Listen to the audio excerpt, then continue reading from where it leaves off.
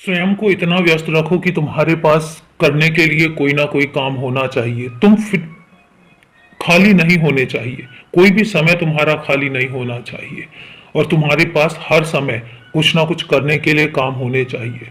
तुम्हारे कर्म होंगे और मेरा साथ होगा और उसके बाद तुम्हारे हर रास्ते को मैं आसान करता चला जाऊंगा।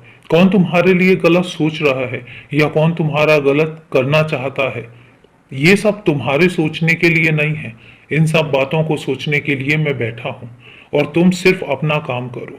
तुम्हारे कर्म, तुम्हारा चमकता हुआ भविष्य तुम्हारा इंतजार कर रहा है। इसलिए तुम इन सब बातों पर ज्यादा ध्यान दिया ही मत करो। तुम्हारे साथ साथ हर कदम पर तुम्हारा बाबा चलता है, जो तुम्हारे लिए बहुत कुछ सोच चुका है। तुम्हारे भाग्य में क्या लिखा है और आगे क्या होगा, इसकी योजनाएं तुम मत बनाओ। छोड़ दो, मुझ पर छोड़ दो।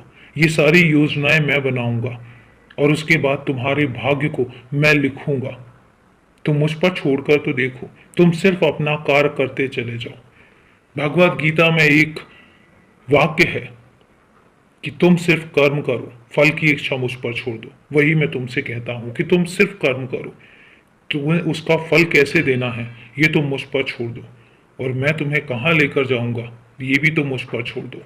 तुम्हें क्या दूंगा, कितना दूंगा, कब दूंगा, ये सब तुम सुनिश्चित मत करो। मैं तय कर रहा हूं ना, और ये सब कुछ मैं तय करूंगा। तुम सिर्फ और सिर्फ अपने आज को जियो। आज में खुश रहो, खुलकर जियो। तुम्हारा जीवन बहुत कीमती है, इसको यूं व्यर्थ मत जाने दो।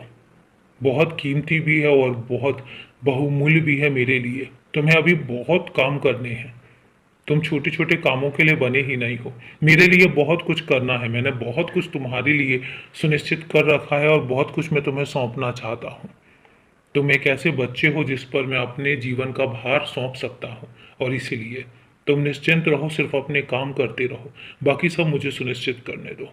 जब मैं सुनिश्चित करूंगा तो फिर देखना तो वो चीज़ें कैसे बदलेंगी। और अभी के लिए शुभ रात्रि मेरे बच्चे।